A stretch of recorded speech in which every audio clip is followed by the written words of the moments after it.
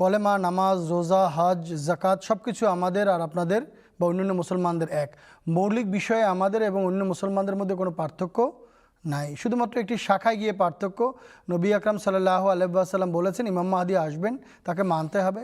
আমরা নবী করিম সাল্লাল্লাহু আলাইহি ওয়াসাল্লামের এই আদেশটাও মেনেছি। অন্যরা এখনও অপেক্ষা করছেন যে তিনি আসবেন এবং আসলে পরে তারা মানবেন। মানতে হবে, এতে কোনো দ্বিমত নাই, কিন্তু আমরা মেনেছি এবং তারা অপেক্ষা করছেন যে আসলে মানবেন। আর তো কোনো পার্থক্য মৌলিক কোনো বিষয়ে কোনো পার্থক্য নাই। স্বাভাবিকভাবে কাদিয়ানীরা তারা তাদের আকীদা, বিশ্বাস, তাদের ঈমান সম্পর্কে জানতে চাইলে তারা এই বিষয়টি উল্লেখই করে না। যখন কাদিয়ানীদেরকে বলা হয় যে আপনাদের মাঝে আর মুসলমানদের মাঝে পার্থক্য কী, তখন তারা বলে কোনো পার্থক্য নেই, শুধু আমরা মির্জা গোলাম আহমদ কাদিয়ানীকে প্রতিশ্রুত ইমাম মাহদী মানি, আপনারা মানেন না। এইরকম কিছু কথা বলে নবী বিশ্বাস করা না করার ব্যাপারটি সম্পূর্ণ এড়িয়ে যাওয়ার চেষ্টা করে। আর যখন তাদেরকে ধরিয়ে দেওয়া হয় তখন তারা বিভিন্ন রকম কথা বলে এদিক সেদিক যাওয়ার চেষ্টা করে।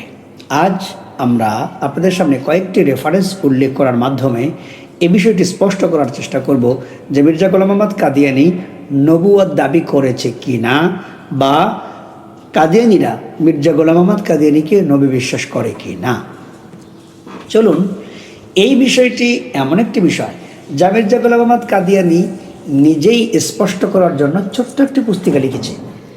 মির্জা গোলাম আহমদ কাদিয়ানী যে পুস্তিকাটি লিখেছে তার নাম এক গলতি কা ইজালা, আর এটি বাংলাদেশের কাদিয়ানীদের কেন্দ্র বক্সিবাজার থেকে বাংলায় অনুবাদ করে প্রকাশ করা হয়েছে একটি ভুল সংশোধন নামে। বইটি ছোট্ট, এই বইটি আমার কাছে আছে, একটি ভুল সংশোধন। এবং এই বইটি লেখার পেছনে একটি প্রেক্ষাপট আছে যা বইয়ের শুরুতেই সামান্য কয়েকটি কথার মাধ্যমে মির্জা গোলাম আহমদ কাদিয়ানী তুলে ধরেছে। বিষয়টি এরকম ছিল যে তার এক অনুসারীকে কোনো মুসলমান একথা বলেছেন যে তুমি যার হাতে বায়াত গ্রহণ করেছ সে তো নিজেকে নবী দাবি করে। তো তার সেই অনুসারী ব্যক্তি জবাব দিয়েছে না সূচক জবাব দেওয়ার কারণে পরবর্তীতে মির্জা গোলাম আহমদ কাদিয়ানী প্রয়োজন মনে করেছে যে বিষয়টি স্পষ্ট হওয়া দরকার, অর্থাৎ সে নিজেকে নবী দাবি করেছে আর তার অনুসারী না বলে না সূচক জবাব দিয়ে সেটাকে অস্বীকার করেছে। অতএব বিষয়টি স্পষ্ট করা দরকার, আর সেই স্পষ্ট করার জন্যই এই বইটি রচনা করা হয়েছে। চলুন, বইয়ের 3 নম্বর পৃষ্ঠায় মির্জা গোলাম আহমদ কাদিয়ানী সরাসরি বলছে, হুয়াল্লাযী আরসালা রাসূলাহু বিল হুদা ওয়া দীনিল হাক্কি লিইয়ুযহিরাহু আলা দ্বীনি কুল্লি। বারাহিনে আহমদিয়া 498 পৃষ্ঠা দ্রষ্টব্য। এতে স্পষ্টভাবে আমাকে রসুল বলা হয়েছে। সম্মানিত দর্শক মণ্ডলী, এটি কোরআনে কারিমের একটি আয়াত। এই আয়াতটি সূরা সফ এর মধ্যেও এসেছে এবং সূরা ফাতহের মধ্যেও এসেছে, কিন্তু মির্জা কাদিয়ানী এটিকে কোরআনের আয়াত হিসেবে এখানে উল্লেখ করেনি। মির্জা কাদিয়ানী বলছে 22 বছর পূর্বে লিখিত আমার বারাহিনে আহমদিয়া নামক পুস্তকেও এসব শব্দের ব্যবহার কিছু কম হয়নি। এই পুস্তকে প্রকাশিত আল্লাহর ওহীগুলোর মধ্যে একটি ওহী হচ্ছে হুয়াল্লাযী আরসালা রাসূলাহু বিল হুদা ওয়া দীনিল হাক্কি লিইয়ুযহিরাহু আলা দ্বীনি কুল্লি। অর্থাৎ মির্জা কাদিয়ানী বলছে যে এটি তার উপর অবতীর্ণ একটি ওহী।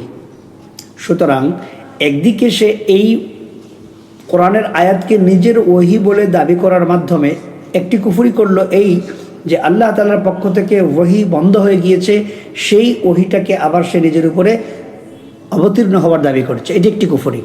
আর দ্বিতীয় হলো, এখানে মুহাম্মদুর রাসূলুল্লাহ সাল্লাল্লাহু আলাইহি ওয়াসাল্লামকে রসুল বলা হয়েছে, অথচ মির্জা কাদিয়ানী বলছে এতে স্পষ্টভাবে আমাকে রসুল বলা হয়েছে। লক্ষ্য করুন, একই পুস্তিকার 8 নম্বর পৃষ্ঠায় মির্জা গোলাম আহমদ কাদিয়ানী বলছে, সুতরাং আমি যখন আজ পর্যন্ত খোদার নিকট হতে প্রায় 150 ভবিষ্যৎবাণী লাভ করে সচক্ষে পূর্ণ হতে দেখেছি, তখন আমার নবী ও রসুল হওয়া আমি কিরূপে অস্বীকার করতে পারি? যখন স্বয়ং খোদা তাআলা আমাকে নবী ও রসুল আখ্যা দিয়েছেন, তখন আমি কিরূপে এটা প্রত্যাখ্যান করতে পারি এবং তাকে ছেড়ে অন্যকে ভয় করি?